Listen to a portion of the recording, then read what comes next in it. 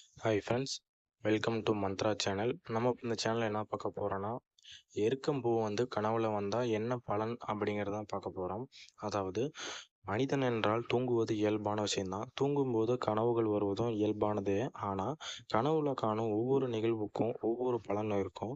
கனவுகள் என்றாலே நம் ஆழ்மனதில் உள்ளவைகளும் கனவாக வரும். சில நேரங்களில் நம் வாழ்க்கையில் நமக்கு நடக்க இருக்கும் நிகழ்வுகளை முன்கூட்டியே உணர்த்துவதற்காகவும் ஒரு கனவுகள் வரும்.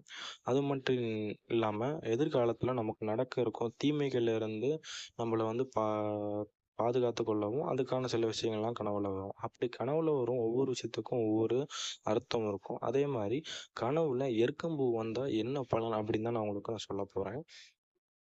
வெள்ளை நிற எருக்கம்பூ இருக்குது, நீல நிற எருக்கம்பூ இருக்குது. அதில் முதல்ல நான் வெள்ளை நிற பூக்களை சொல்கிறேன்.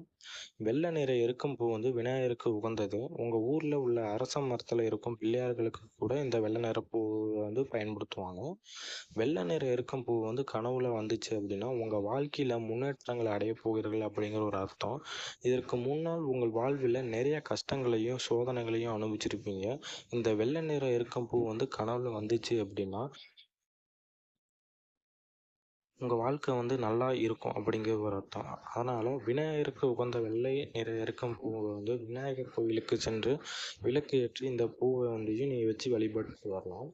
இதே நீல நிறத்தில் இருக்க எருக்கம்பூ உங்கள் கனவுல வந்துச்சு அப்படின்னா இந்த நீல நிற பூக்கள் எருக்கம்பூவு சிவனுக்கு உகந்த பூக்களாக கருதப்படுறாங்க. தமிழ்நாடு மற்றும் வட மாநிலங்களில் இந்த நீல நிற எருக்கம்பூவை சிவனுக்கு அனுகூலமான நாட்களில் வைத்து வழிபடுறாங்க. இந்த நீல நேரத்தில் பூக்கும் எருக்கம்பூ கனவுல வந்தால் உங்களுக்கு ஏதோ உடல் உபாதைகள் வரப்போவதை குறிக்கும். உடனே உங்கள் கனவை நினைத்து பயம் கொள்ள வேண்டாம். கனவு உணர்த்துவதால் முன்கூட்டியே நீங்கள் உங்களை கவனித்து சரி செய்யவும் முடியும். நீங்கள் சிவபெருமான் கோயிலுக்கு சென்று விளக்கு போட்டோ அல்லது அர்ச்சனை செய்தோ வழிபடலாம். பிரதோஷங்களில் கலந்து பிரதோஷத்திற்கு தேவையான அர்ச்சனை பொருட்களை வாங்கியும் கொடுக்கலாம். இதனால் நல்ல பலன்களை எல்லாம் பெற முடியும். உங்களுக்கு வரும் பிரச்சனைகள் எதுவாகினாலும் அது தன்னாலேயே சரியாகிடும். இந்த கனவுகளை இந்த மாதிரி வந்துருந்துச்சு அப்படின்னா நீங்கள் முதல்ல பயப்பட வேணாம். கனவுலேருந்து விழிக்க ட்ரை பண்ணுங்கள்.